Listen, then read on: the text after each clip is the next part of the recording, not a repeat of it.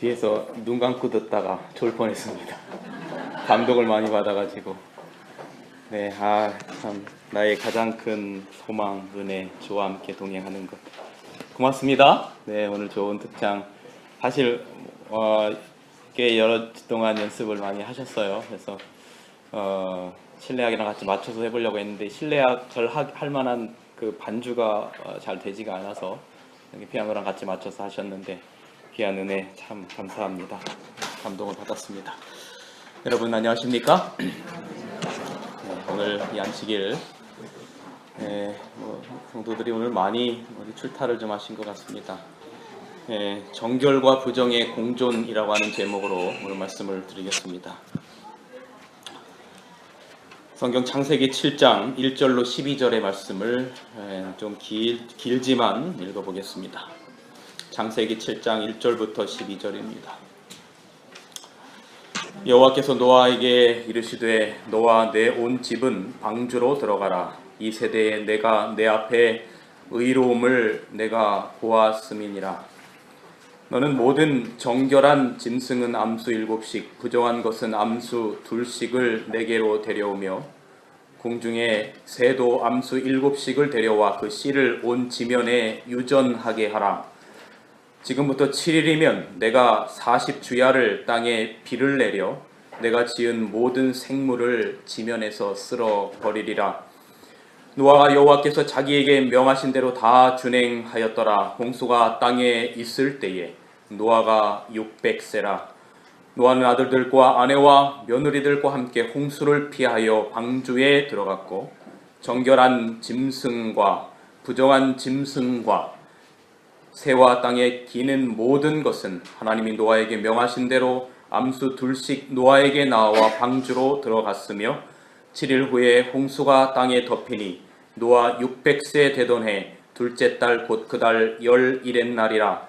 그날에 큰 기품의 샘들이 터지며 하늘의 창문들이 열려 40주야를 비가 땅에 쏟아졌더라. 120년 동안 노아의 방주가 완성이 되고 하나님께서 계획하신 때가 찬 노아 600세 되던 해 그의 2월 곧 그 달 17일에 드디어 방주의 문이 열렸습니다. 방주의 문이 열리고 하나님께서 명하신 그 명령에 따라 노아와 그의 가족들이 방주에 들어갈 시간이 되었습니다. 그런데 하나님께서는 노아와 그 가족뿐만 아니라 뭐를 넣으라고 말하냐면 모든 정결한 짐승 암수 7과 부정한 짐승 암수 2씩을 취하여 넣으라고 말합니다. 그것들을 방주 안에 들이라고 하는 명령에 따라서 부정한 짐승과 정결한 짐승들이 들어갑니다.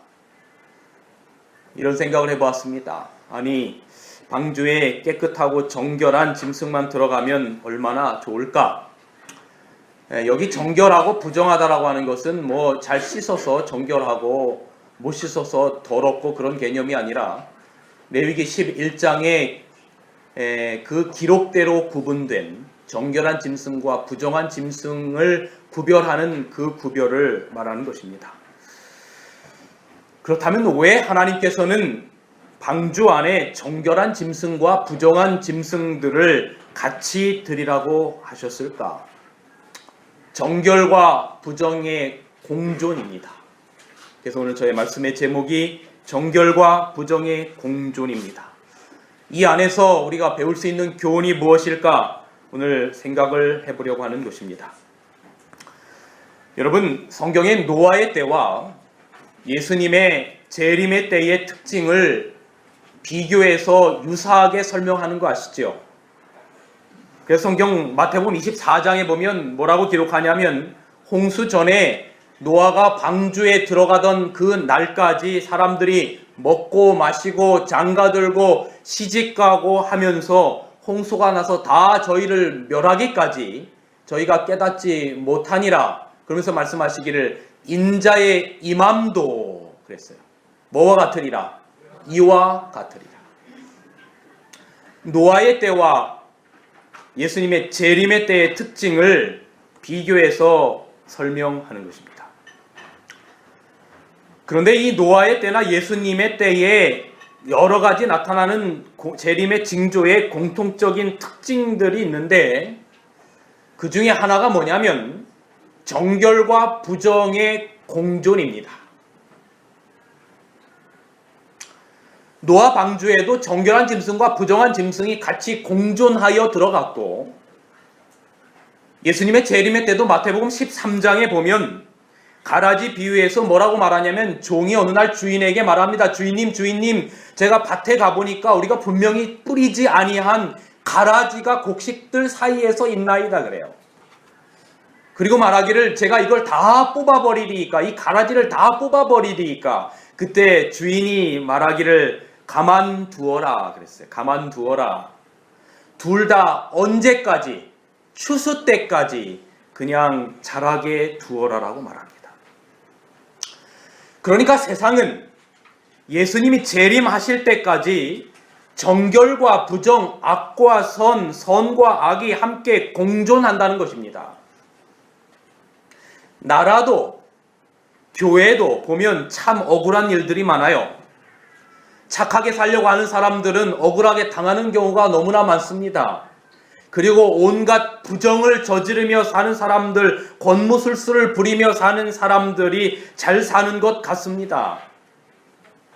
그래서 이런 고민들 가운데 깊이 빠졌던 선지자들이 많은데, 하박국 선지자도 그랬고, 예레미야도 그랬고, 욥도 그랬고, 시편에 보면 다윗도 그랬어요. 하나님, 악인이 번성하며 잘 되는 이유가 무엇입니까? 도대체 하나님이 어디 계십니까? 그런 것이죠. 그때 하나님이 하박국 선지자에게 하박국 2장 4절에 보면 뭐라고 말씀하시냐면, 얘야, 다 그런 거야. 다 그런 거야. 그 사람들의 마음 가운데 교만하고 마음의 정직이 떠나지 못했지. 그래서 선한 사람들이 억울한 일을 당하는 것 같고 악한 사람들이 더 번성하는 것 같지. 다 그런 거야. 그러면서 말씀하시기를, 얘야, 그런데 내 백성은 믿음으로 말미암아 사는 게 내 백성이란다 그래요. 심판은 하나님께 맡기는 겁니다. 하나님이 심판하셔요. 어떻게 심판하시냐면 바벨론을 침공하게 하셔서 악인들을 심판하십니다. 그러니 그 바벨론을 침공하게 하는 문제는 백성들이 할 문제가 아니에요. 그건 하나님이 하실 문제입니다. 여러분, 나라가 어지럽고 교회가 어지럽고 나라의 지도자들, 이 종교의 지도자들, 이 교단의 지도자들 잘못하고 또 이런 부정부패 잘못된 것들 대단히 많아요. 그때 여러분, 우리 그리스도인들이 어떤 자세를 취해야 되는가? 물론 우리가 건전한 비판적인 시각을 가질 수 있는 것은 민주주의에서 얼마든지 할 수 있는 문제지만, 그러나 그 모든 일들에 관한 심판은 하나님께서 하실 터인데, 하나님께서 하시는 말씀이 뭐냐면, 그러나 의인은 믿음으로 말미암아 살리라 그랬어요. 믿음으로 말미암아 살리라. 속 터져도 속 터지게 억울해도 심판은 하나님께 맡기고, 우리는 하나님의 말씀하신 믿음대로 사는 백성들입니다. 하나님의 계명을 지키며 예수의 믿음을 가진 믿음대로 살아가는 백성들입니다. 여러분, 부정과 정결이 공존하는 세상입니다. 나라도 그렇고 교회도 그렇고 노아 방주 때도 그랬고 이 세상의 마지막 때도 그랬고, 정결과 부정이 공존하는 세상 가운데 오늘 우리는 몇 가지의 교훈을 배우려고 하는 것입니다. 왜 노아 방주 안에, 왜 이 마지막 세상 끝까지 가라지와 곡식이, 정결과 부정이, 정한 것과 부정한 것이 같이 공존하도록 하나님께서 그렇게 하셨을까? 그 의미를 좀 생각해 보려고 합니다. 우선 그 의미의 첫 번째 의미는 하나님의 은혜의 포용성이라고 하는 것입니다. 여러분, 기독교를 기독교 되게 하는 가장 근본적인 본질을 찾으라고 한다면 그것은 은혜라고 하는 의미 속에서 발견할 수 있습니다. 은혜라고 하는 것은 우리가 어떤 자격이 있어서 받는 것이 아니라 자격이 없는 자에게 주어지는 것, 그것을 은혜라고 말합니다. 하나님이 베푸시는 전적인 하나님의 구원, 이것이 바로 은혜입니다. 자격이 없음에도 불구하고 나에게 베푸시는 그 사랑과 은혜로 구원받은 백성들이 여러분과 저입니다. 로마서 5장 8절에 바울은 이렇게 말하죠. 우리가 아직 죄인 되었을 때에 그리스도께서 우리를 위하여 죽으심으로 우리에 대한 자기의 사랑을 확증하셨다라고 표현하고 있습니다. 우리가 의인 되기 전에 아직 죄인 되었을 때, 또 다른 표현에는 우리가 원수 되었을 때에 하나님께서 우리를 위하여 먼저 사랑하셔서 죽으셨다라고 말합니다. 여러분, 노아도 은혜로 구원을 받았습니다.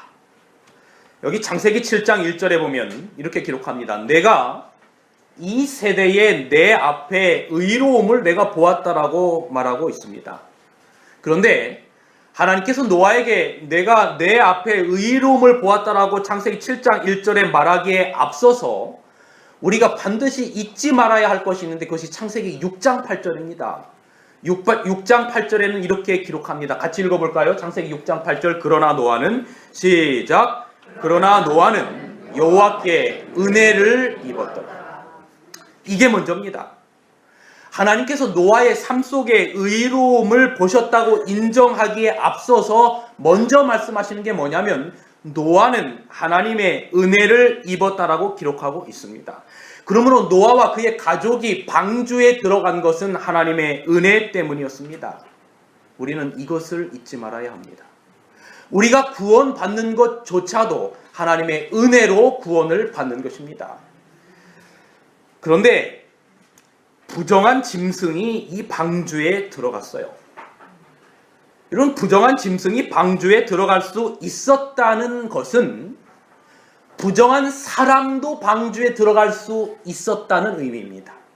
만약에 그 부정한 사람이 들어오라라고 하는 노아의 주님의 초청에 응답하였다면 말입니다. 예수님 당시에 세상에서는 병든 사람이나 몸이 불구인 사람들, 핸디캡이 있는 사람들을 부정한 사람으로 취급했습니다. 편견입니다. 잘못된 편견입니다. 소경이나 저는 사람들이나 병자들 그리고 이방인들조차도 부정한 사람으로 취급했어요. 사도행전 10장에 보면 베드로가 어느 날 환상을 봅니다. 베드로가 기도하려는데 갑자기 하늘에서 보자기가 내려옵니다. 보자기가 어마어마하게 큰 보자기 같은 그 상이 내려오는데 그 안에 각종 부정한 짐승들이 들어있어요. 레위기 11장에서 말하는 먹지 못할 부정한 짐승들이 들어있어요. 이 사진 보니까 제가 만화에서 사진을 하나 얻어왔는데 여기 뭐도 있고요.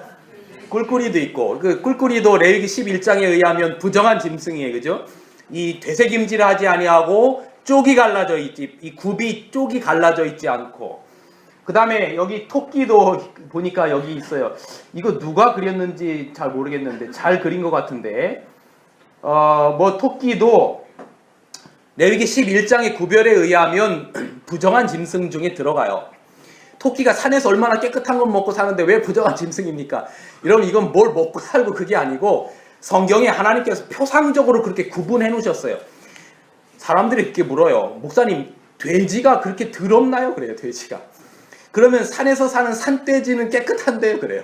그러니까 이건 깨끗하고 더럽고의 그런 문제를 떠나니까 사실 우리가 재림교회가 이걸 오랜 시간 동안 레위기 11장에 구별하는 그 짐승들이 더럽다고만 얘기해 왔어요. 왜냐면 돼지우리의 돼지는 더러운 것만 먹고 살고, 그렇게 말하면 산에 사는 토끼는 왜 먹지 말라고 했습니까? 이건 그렇게 이해하면 조금 이해하기가 좀 곤란합니다. 어쨌든 하나님이 그렇게 구별하셨어요. 여기 랍스터도 있네요. 랍스터. 이거 뭡니까 이거? 너구리도 있고. 이거는 뭐예요? 에? 까마, 기가 막히게 하시네요. 이거 뭡니까? 오리. 근데 이 오리는, 여기서 제가 이 오리를 먹어라 먹지 마라고 하진 않지만, 오리는 이미 대총에서 판결이 끝났습니다. 이건 레위기 11장에 의하여 굳이 정결한 짐승, 부정한 짐승으로 구별하면 오리는 부정한 짐승에 들지 않는다고 이미 대총에서 얘기했고, 그 다음에 지금 유대인들이 오리를 먹습니다. 그래서 왜냐하면 오리는 쪽이 갈라져 있지 않지 않습니까? 그렇는데 이 쪽 갈라진 거 얘기는 이 땅에 이 땅에 걸어다니는 동물들 얘기예요. 동물들 얘기. 근데 이 오리는 동물에 들어가요? 조류에 들어가요? 조류에 들어가요. 그래서 이건 그거로 구분할 수는 없어요. 그러나 뭐 어쨌든 이걸 먹으라고 하는 얘기가 아니라 그렇게 레위기 11장의 구별에 의하면 부정한 짐승에 들어가지는 않는 거예요. 자, 그런데 갑자기 이 베드로가 말이죠. 기도하고 있는데 시장할 때에 막 배고플 때에 이게 내려오는 거예요. 그래서 뭐라고 말하냐? 갑자기 하나님이 야 이거 먹어라 그럽니다. 먹어라. 근데 베드로가 뭐라고 말하냐면 하나님 나 이거 먹을 수 없습니다. 나 태어나서 이거 한 번도 먹어본 적이 없습니다. 그래요. 왜냐하면 철저한 유대인이었기 때문에 유대인들은 레위기 11장을 철저하게 가렸죠. 그러니까 당연히 안 먹어봤겠지요. 그때 하나님이 두 번 말합니다. 뭐라고 말하냐면 하나님이 깨끗하다 하신 것을 속되자 하지 말고 먹어라 그럽니다. 많은 성경을 제대로 이해하지 못하는 사람들이 심지어는 기독교인들조차도 이것이 레위기 11장의 음식물 제도를 폐한 것으로 이야기합니다. 그런데 그렇게 말하면 정말로 무식한 얘기예요.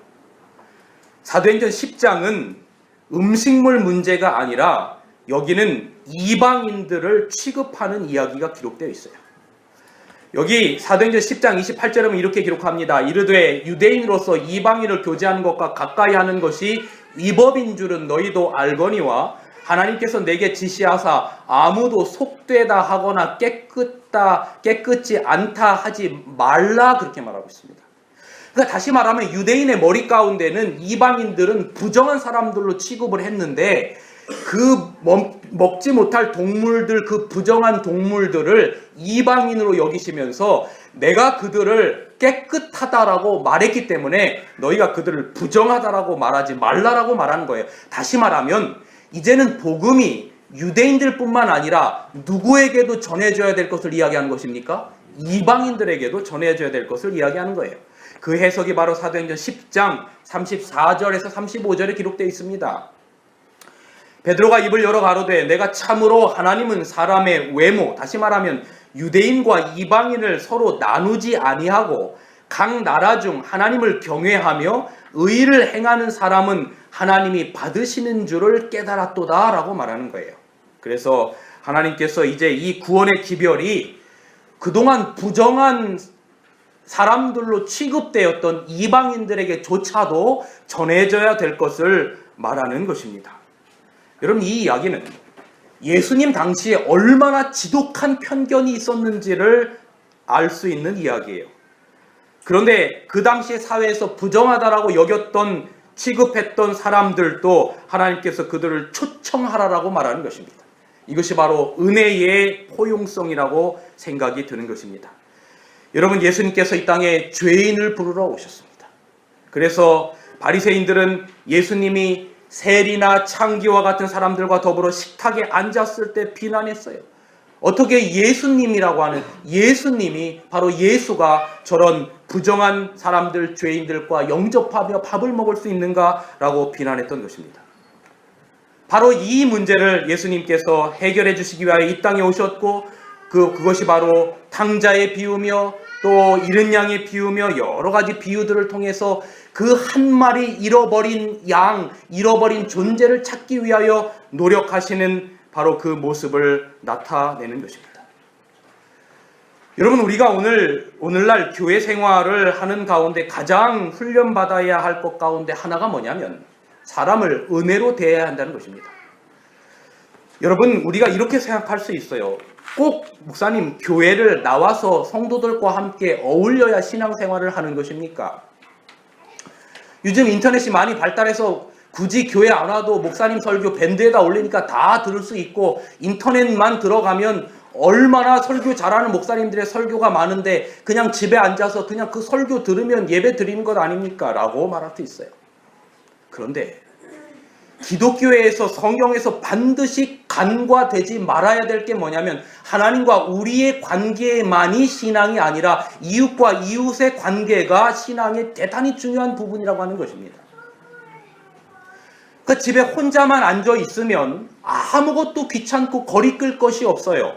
그러나 여러분, 우리가 교회 생활을 통해서 배워야 된 훈련이 뭐냐면 하나님께서 우리를 은혜로 대해 주셨기 때문에 우리도 어떤 사람들을 은혜로 대해야 된다라고 하는 것을 신앙생활을 통해서 배우게 되는 것입니다. 때때로 우리가 교회 생활을 하다 보면 나와는 마음이 맞지 않는 사람들이 얼마든지 있을 수 있어요. 여러분, 이 세상에 있는 모든 사람이 나와 마음이 다 맞을 거라고 생각하는 것은 착각이고 그것은 교만이에요. 내가 한 것처럼 저 사람이 해줄 거라고 너무 기대가 크면 실망도 커요. 나는 이만큼 베풀어주고 이만큼 사랑을 주는데 저 사람은 나에게 왜 하나도 돌아오는 게 없지라고 생각하면 이미 우리는 상처를 받기 시작합니다. 그런데 여러분, 우리가 오늘 정결과 부정의 이 공존이라고 하는 노아 방주안의 사건과 이 세상의 마지막 시대까지 있을 이 사건을 통해서 우리가 배워야 되는 중요한 교훈이 뭐냐면, 우리가 때때로 껄끄럽고 때때로 부담스러운 이웃이라 할지라도 주님께서 우리를 은혜로 대하셨던 것처럼 우리도 그들을 은혜로 대해야 된다라고 하는 것을 배워야 되는 중요한 교훈이 여기에 있는 것입니다. 여러분, 오늘 우리의 삶 가운데 정말로 우리가 사람들을 대할 때마다, 이건 비단 교회뿐만 아니라 우리의 가정에서도 마찬가지예요. 남편이나 아내도 항상 내 맘 같지가 않아요. 어떻게 정말 저럴 수 있는가? 우리는 거기서 때로는 상처도 받고 때로는 시험도 당하고 뭐 여러 가지 그런 문제들이 많이 있어요. 그런데 그럴 때마다 우리가 반드시 그리스도인으로서 생각해야 될 게 뭐냐면, 오직 의인은 믿음으로 말미암아 살리라. 그 믿음으로 말미암아 산다라고 하는 그 말 가운데는 주님이 내가 아직 죄인 되었을 때, 내가 아직 부정한 짐승이에요. 그랬을 때에 나를 받아주셔서 하나님의 자녀로 삼아주셨다라고 하는 것을 기억하고, 아하, 주님이 나를 그렇게 대해주셨는데 나도 나와는 마음에 맞지 않는 껄끄러운 사람들을 내 것을 희생해서 그들을 은혜로 대하고 사랑으로 대할 수 있어야 된다라고 하는 것, 그것이 바로 오직 의인은 믿음으로 말미암아 살리라라고 하는 그 말 안에 포함되어 있는 중요한 뜻이라고 하는 것을 여러분 우리가 기억했으면 정말로 좋겠습니다. 방주안의 부정과 정결의 공존, 그것은 바로 하나님의 은혜의 포용성을 보여주는 중요한 메시지입니다. 또 다른 두 번째의 정결과 부정의 공존의 그 교훈의 두 번째 중요한 특징이 뭐냐면, 그것은 바로 하나님의 거룩한 기대가 있다라고 하는 겁니다. 여러분, 여기 중요한 의미가 있는데, 우리가 은혜로 사람들을 받아들인다는 것이, 은혜로 이웃을 수용하고 받아들인다는 것이 그들의 거룩하지 못한 영향력까지도 받아들인다는 걸 의미하는 건 아닙니다. 이렇게 말하는 사람이 있어요. 목사님, 저는 꼭 제가 1년에 몇 번씩은 꼭 제가 술을 먹습니다. 이렇게 있어요. 왜 술을 먹습니까? 했더니 내가 술을 먹는 이유는 저 사람들을 구원하기 위함입니다. 그래요. 이게 제가 실제로 어떤 사람하고 만나서 그 얘기했거든요. 근데 그 사람보다 더 먹습니다. 왜 더 먹습니까? 저 사람이 소주 2병 먹을 때 저는 소주 3병을 먹으면 저 사람이 저를 위대하게 봐가지고 전도하기가 좋습니다. 그래요. 어떻습니까? 여러분, 동의하십니까? 우리가 은혜로 사람들을 수용하고 받아들인다는 것은 거룩하지 못한 영향까지도 받아들인다는 것을 의미하지 않습니다. 이걸 구별하는 게 대단히 중요합니다. 여러분, 흥미로운 사실은 하나님께서 방주 안에 정결한 짐승과 부정한 짐승을 받아들이실 때 정결한 것을 훨씬 더 많이 방주 안에 들이셨다라고 하는 걸 기억하십시오. 여기 보세요. 창세기 7장 2절 같이 한번 읽어볼래요? 너는 모든 정결한 짐승은, 시작, 너는 모든 정결한 짐승은 암수 7씩, 부정한 것은 암수 2씩 취하라 했어요. 뭐가 압도적으로 많아요? 정결한 게 압도적으로 많아요. 그런데 여러분, 성경을 좀 더 조심스럽게 보는 사람은 이 말씀이 창세기 6장 19절과 모순이 된다고 생각합니다. 왜냐하면 창세기 6장 19절에 뭐라고 기록하냐면, 혈육 있는 모든 생물은 너는 각기 암수 한 쌍씩 방주로 끌어들여 생명을 보존하라 그랬거든요. 그런데 창세기 7장 2절에는 한 쌍씩이 아니라 정결한 건 암수 7씩, 부정한 건 암수 2씩 그렇게 넣으라라고 이야기하고 있거든요. 그런데 여러분, 이것은 창세기 6장 19절의 말씀은 기본적인 생명의 보존 차원에서 암수 한 쌍씩 있어야 된다라고 말씀하신 것입니다. 그래서 이 둘은 모순되지 않아요. 다시 말하면 생명의 보존 차원에서는, 왜냐하면 이제 홍수로 다 세상을 멸망할 것이기 때문에 생명의 보존 차원에서는 암수 한 쌍씩 있게 하셨지만 영향력과 거룩한 목적을 위하여, 이 말이 중요합니다. 영향력과 거룩한 목적을 위해서는 더 많은 정결한 것들이 방주 안에 있게 하셨다는 거예요. 이게 무슨 말인가?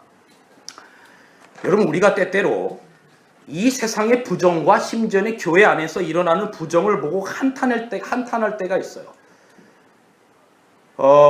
한탄합니다. 저도 한탄할 때가 있어요. 한탄하는데, 그런데 문제는 이것이 단순한 비판만으로 극복이 되느냐? 극복되지 않습니다. 우리가 아무리 나라의 지도자들을 비판하고 교단의 지도자들을 비판한다 할지라도 그 비판 자체로 그 상황들이 해결되지 않아요. 오히려 우리의 마음만 상하고 우리의 신앙만 손해볼 뿐이에요. 그런데 부정을 극복하는 건강한 성경적인 처방은 부정을 비판하는 것이 아니라 더 많은 정결함을 우리 가운데 만들어내는 것입니다. 부정한 사람을 제거하는 것으로 족한 것이 아니라 우리 가운데 정결한 사람을 더 많이 양산해내는 거예요. 이것이 바로 하나님의 처방입니다. 여러분, 더러워진 물이 있습니다. 그런데 그 더러워진 강물을 새롭게 만들려면 그 강물을 다 더러워진 물을 퍼내서 새롭게 만들어지는 것이 아니라 거기에 끊임없이 새로운 물을 집어넣을 수 있다면 그 더러운 것들은 더 많은 새로운 물에 의하여 떠내려가고 없어지게 되어서 새로워질 수 있는 것과 같은 이치이지요. 여러분, 우리가 부정한 강물을 떠내려가게 하려고 노력할 필요가 없어요. 새 물을 집어넣으면 되는 것입니다. 여러분, 교회 안에 많은 문제들이 있어요. 교회에 문제가 없는 교회들은 없습니다. 왜냐하면 성경에 그렇게 기록되어 있어요. 마지막 때까지 이 교회는 연약하다라고 그랬어요. 교회마다 문제들이 있어요. 그런데 우리가, 교회가 모든 것이 그 문제에 초점을 맞추면 해결책이 없어요. 교회는 더 시끄러워지고 나라는 더 시끄러워져요. 그 문제를 흘러내려버리게 할 더 많은 하나님의 사랑과 복음이 그 교회를 휘감으면 부정적인 것들은 소멸되게 돼 있어요. 여러분 계속해서 우리가 하나님의 은혜와 하나님의 말씀과 그분의 사랑과 그분의 기도와 거룩한 영향력이 오늘 이 나라와 우리 교회에 더 가득하게 될 때 우리가 가지고 있는 연약함과 부정함들이 다 사라지게 되어서 마침내 이곳이 하나님의 영광이 거하는 곳이 될 것을 굳게 믿는 것입니다. 그래서 하나님께서 우리에게 말씀하시기를 내가 거룩하니 너희도 뭐하라고 말하는 것입니까? 거룩하라고 말하는 것입니다. 이것이 바로 하나님께서 우리에게 하나님의 거룩한 기대를 하시는 정결과 부정의 공존 가운데 배울 수 있는 중요한 교훈입니다. 마지막으로 이 중요한 교훈 가운데, 정결과 부정의 교훈 가운데 하나가 뭐냐면 제사, 다시 말하면 예배의 중요성입니다. 여러분, 하나님을 예배하는 것이 얼마나 중요한가? 방주 안에 부정한 것보다 정결한 것들을 더 많이 존재케 한 또 다른 이유는 뭐냐면 정결한 제물을 예배 때, 제사 때 쓰기 위해서입니다. 여기 창세기 8장 20절에 이렇게 기록합니다. 노아가 여호와를 위하여 단을 쌓고 모든 정결한 짐승 중에서 모든 정결한 새 중에서 취하여 번제로 단을 드렸다라고 기록합니다. 드디어 이제 노아 홍수가 다 이제 끝났어요. 이제 다 물들이 다 감아여지고 사라졌습니다. 드디어 이제 방주에서 나오게 됩니다. 노아와 그의 가족들과 이제 모든 짐승들이 방주에서 나왔을 때 새로운 시대에 새로운 세상이 시작되었을 때 노아가 제일 먼저 방주에서 나오자마자 한 것이 바로 뭡니까? 예배드린 겁니다. 단을 쌓고 예배드린 것입니다. 이때에 제물로 쓰여진 것이 있는데 그것이 바로 뭐냐면 정결한 짐승이었어요. 그러니까 이 정결한 것들은 제물로 쓰이기 위해서라도 좀 더 필요했던 것이지요. 보존의 차원만이어서라면 굳이 뭐 한 쌍 이상이 필요가 없겠지만 정결을 위해서 더 많은 예물을 준비하신 것입니다. 여러분, 예배 정신의 핵심은 우리의 삶을, 우리의 존재를 주님께 완전히 드리는 것입니다. 여기 우리가 잘 아는 로마서 12장 1절로 2절에는 지난주에도 제가 말씀을 드렸죠. 그러므로 형제들아 내가 하나님의 자비하심으로 너희를 권하노니 너희 몸을 거룩한 산 제사로 드리라. 이것은 너희 드릴 영적 예배니라 그랬어요. 구약시대에는 정결한 짐승을 가지고 제사를 지냈습니다. 그런데 오늘 우리는 우리의 전 존재를 하나님 앞에 산 제물로 드리라라고 말하는 것입니다. 정결한 제물을 통해서 부정한 것이 구속되었고 용서된 겁니다. 정결한 제물을 통해서 부정한 자의 죄가 용서를 받게 되는 것입니다. 그런데 여러분, 지구 역사상 가장 부정한 곳에서, 가장 추악하고 잔인한 곳에서 있었던 그 예배가 바로 십자가의 예배입니다. 지구 역사상 존재했었던 가장 정결한 제물로 드렸던 예배, 그리고 가장 거룩한 예배, 그것이 예수님 자신을 화목제물로 드린 십자가의 예배였어요. 이 예배는 온 지구의 역사상 단 한 번만 있었던 예배였습니다. 예수님 자신을 거룩한 산 제물로 드린 예배였어요. 그런데 여러분, 원래 이 구약에서 예배를 드리는 그 장소와 시간은 신명기 16장에 보면 택하신 곳에서 택하신 시간에 드리도록 되어 있었어요. 다시 말하면 거룩한 장소와 거룩한 시간에 드리도록 구별되어 있었습니다.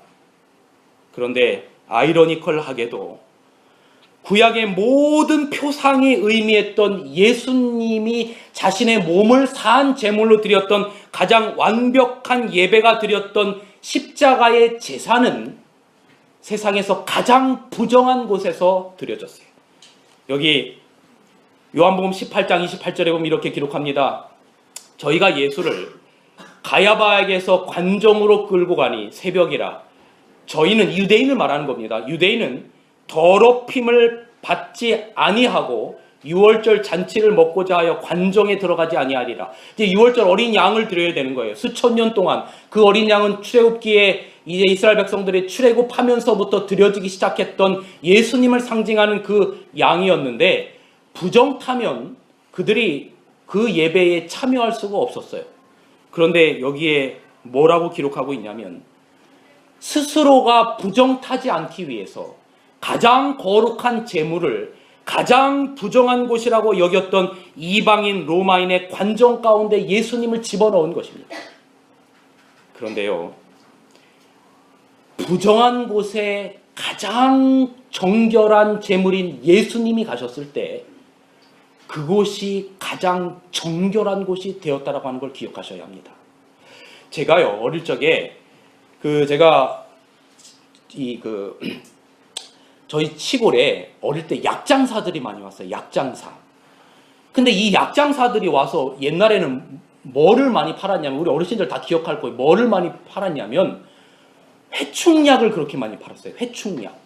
그러면서 어떤 모델을 세워가지고 약을 먹이면 회충이 나오는데 막 이게 뭐 회충인지 뭔 충인지 얼마나 긴지 막 덩어리가 져서 나오는데, 이 약의 효과를 여러분에게 보여드립니다 하면서 뭘 보여주냐면 물에다가 먹물을 타요. 먹물을. 그리고 그 위에다 그 약을 녹인 그 액을 한 방울 딱 떨어뜨리면 도대체 그게 무슨 효과가 있는지 그 먹물이 완전히 하얗게 되면서 이게 마치 돌을 하나 연못에다 던지면 파문이 있는 것처럼 깨끗하게 변하는 모습을 보게 되는 거예요. 자, 예수님이 유대인들이 자기는 들어가면 부정하게 여겨져서 유월절 제사를 못 드릴까 생각했던 이방인들의 처소인 빌라도, 로마의 바로 그 처소의 가장 부정한 곳에 정결한 예수님이 제물을 그 안에 집어넣게 되었을 때 그곳이 아주 정결한 곳이 돼요. 여러분, 그때 그곳에 구원의 빛이 이르러 왔어요. 빌라도의 빌라도마저도 그들이 구원의 기회를 가졌어요. 그래서 빌라도도 헤롯도 예수님을 죽이기를 원치 않고 예수님의 모습을 보자마자, 가장 거룩한 제물인 예수님의 모습을 보자마자 빌라도가 고민하기 시작하는 거예요. 도대체 이분이 도대체 무슨 죄를 지었느냐. 자기의 영혼 문제를 놓고 고민하기 시작하는 거예요. 바라바를 놓으면서도 어떻게 해서든지 예수님을 살리고 싶었던 거지요. 그런데 정작 유대인들이 예수님을 죽이려고 했어요. 그리고 마침내 세상에서 단 한 번밖에 없었던 완전한 예배는 가장 더럽고 추악하고 거룩하지 못한 해골의 언덕, 갈보리 언덕에서 이루어집니다. 그날 유월절, 바로 AD 31년 1월 14일 그 유월절, 바로 그 예비일에 예수님께서 채찍 맞으시고 고난당하시고 머리에 가시면류관을 쓰시고 그 비와 돌로 쌓인 길을 걸어 올라가시면서 쓰러지시고 넘어지시고 정말로 수많은 군중들과 백성들의 조롱과 야유를 건디면서 드디어 예수님께서 가장 거룩한 화목제물로 오신 그 예수님께서 가장 부정한 곳에 십자가에 못 박혔는데, 이것이 바로 우주 역사상 있었던 가장 완전한 예배였고, 오늘도 우리는 이 예배를 모본 삼아 오늘 이 자리에서 예수님의 십자가를 경험하게 되는 것입니다. 여러분, 우리가 매 안식일 예배를 드린다라고 하는 것은 무엇인가 하면 바로 지금으로부터 2000년 전에 갈보리 언덕에 세워졌던 그 십자가의 현장에 우리가 참여하는 게 예배를 드리는 거예요. 그래서 우리가 성경에서 말씀을 먹고 포도즙을 떼고 포도주를 마시고 떡을 떼는 것은 뭐냐면 예수님의 살과 피를 먹는 것입니다. 바로 십자가에서 있었던 예수님의 그 십자가를 우리가 바라보면서 예배를 드리는 그 예배가 오늘 우리가 지금 이 자리에 앉아서 드리는 예배가 되는 것입니다. 그런데 여러분, 바로 이 가장 부정한 곳에서 거룩한 제물이 희생되었던 이 예배의 현장에서 여러분, 구원이 이르게 됩니다. 강한 강도를 예수님께서 구원하시죠. 가로되 예수여, 당신 나라 임하실 때 나를 생각하소서라고 말할 때 예수님께서 뭐라고 말씀하십니까? 내가 진실로 진실로 내게 이르노니 오늘 내가 나와 함께 어디에 있으리라? 낙원에 있으리라. 구원을 선포하십니다. 근데 여러분, 이 강도는 십자가의 예배에 진정으로 마음으로 동참했을 때 구원이 이르러 오게 된 겁니다. 여러분, 진정한 구원은 진정한 예배에서 시작된다라고 하는 것을 아셔야 합니다. 진정한 구원은 진정한 예배에서 시작돼요. 초대교회의 복음의 폭발이 오늘 우리가 구원에 동참한 것이 가장 부정했던 그 갈바리에서 지구에서 단 한 번만 있었던 예수님의 몸을 완전히 불살라 사한 제사로 드리는 그 완전한 십자가의 예배에서 나온 것입니다. 사랑하는 우리 동문교회 성도 여러분, 오늘 우리의 예배는 부정한 세상 속에서 거룩을 이루어 나가는 정결한 제물이 되는 것입니다. 여러분, 우리가 이거 깨달아야 해요. 오늘 우리의 예배라고 하는 것은 이 부정한 세상 속에서 나만 홀로 산속에 들어가서 거룩함을 유지하겠다라고 하는 것이 아니라 부정한 세상 속에서 내가 정결한 제물이 되어서 세상 사람들을 정결하게 만드는 것, 이것이 예배의 본질이요 목적이라고 하는 것입니다. 그러므로 여러분, 예배는 단순히 안식일의 교회에서만 이루어지는 게 아닙니다. 오늘 우리의 매일의 삶의 현장에서 우리가 부정하다라고 말하는 부정의 세상을 향해서 내 자신이 사한 제물이 될 때 거기에 진정한 구원이 이르러 오고 진정한 예배의 의미가 있다라고 하는 것입니다. 이것이 바로 방주 안에 부정과 정결을 공존시킨 하나님의 지혜이자 하나님의 기대라고 하는 사실입니다. 저는 이제 말씀을 줄이면서 엘렌 화이트의 이 글을 좀 읽어드리고 말씀을 좀 정리하겠습니다. 십자가를 통해서 우리는 하늘에 계신 우리의 아버지가 무한하시고 영원하신 사랑으로 우리를 사랑하시며 길을 잃은 아이를 동정하는 어머니보다 더 큰 동정심을 가지고 우리를 이끌고 계신다는 것을 알게 된다. 뭐를 통해서 하나님께서 우리를 동정하는 어머니보다 더 큰 동정심을 갖고 있다라고 하는 것을 알게 된다고요? 십자가의 예배를 통해서. 갈바리의 십자가를 자랑하는 것도 우리의 특권이며 우리를 위해서 친히 자기 몸을 주신 그분께 온전히 우리의 몸을 드리는 것도 우리의 특권이다. 그렇다면 그분의 얼굴에서 우리 얼굴 위에 비춰주시는 그 사랑의 빛을 가지고 우리들은 흑암 중에 있는 사람들에게 그 빛을 반사하기 위하여 나아가야 할 것이다. 이게 바로 우리 자신을 사한 제사로 드리는 정결과 부정의 의미라고 하는 것입니다. 여러분, 세상은 참 악합니다. 세상이 어둡지요. 이 나라가 정말로 너무 어둡고 암담합니다. 심지어는 교회도 그렇습니다. 교회도 세속을 닮아 있는 모습을 가지고 있을 수 있습니다. 마지막 때가 되면 될수록 하나님께서 이 교회를 사단은 더욱더 이 교회를 흔들 것입니다. 교단의 지도자들을 흔들 것이고 지도자들의 여러 가지 모습들이 백성들의 눈에 정말로 안 좋게 보이는 여러 가지 일들을 사단이 만들게 될 거예요. 여러분, 그럴 때마다 우리가 반드시 기억해야 될 것은 이러한 부정함이 바로 내 곁에 공존하는 것은 바로 우리를 통해서 우리의 정결한 사한 제물로 드리는 우리를 통해서 세상이 정결케 하기 위함이라고 하는 사실을 기억하게 되기를 간절히 바랍니다. 오늘 주님께서 우리에게 말씀하십니다. 얘들아, 우리 동구는교회 성도들아, 세상 속에 너희를 둔 것은 너희를 통해서 세상이 나의 사랑을 볼 수 있게 하기 위함이란다. 너를 통해서 십자가의 사랑과 희생과 겸손의 모습을 보기 원함이란다. 여러분, 이 말씀을 꼭 기억하게 되시기를 간절히 바랍니다. 그래서 이 참된 예배는 여기 영국의 수상이었던 글래드스톤이라는 사람이 이렇게 말했어요. 나에게는 예배의 자리가 대영 제국의 수상의 자리보다 더 존귀하다. 여러분, 이것이 진정한 우리의 고백이 되시기를 간절히 바랍니다. 이것이 바로 방주 속의 부정한 짐승과 정결한 짐승을 공존케 하신 하나님께서 오늘 우리에게 이 부정한 세상 속에서 하나님의 사랑과 은혜를 드러내는 정결한 존재로 살기를 원하시는 하나님의 뜻임을 오늘 이 안식일 기억하시길 간절히 바라면서 다음 한 주간도 우리가 정결한 제물로서 살아가는 여러분과 제가 되시기를 간절히 바랍니다. 이제는 하나님의 사랑과 예수 그리스도의 은혜와 성령 하나님의 감화 감동 교통하심이 부정과 정결이 공존하는 이 세상 가운데 저희와 함께 하셔서 저희들 이 부정한 세상 가운데 정결한 제물로 살아가게 하여 주셔서 저희를 통해서 많은 사람들이 정결케 되는 역사가 일어날 수 있도록 하나님 함께 하여 주시옵소서. 예수님의 이름으로 간절히 기도합니다.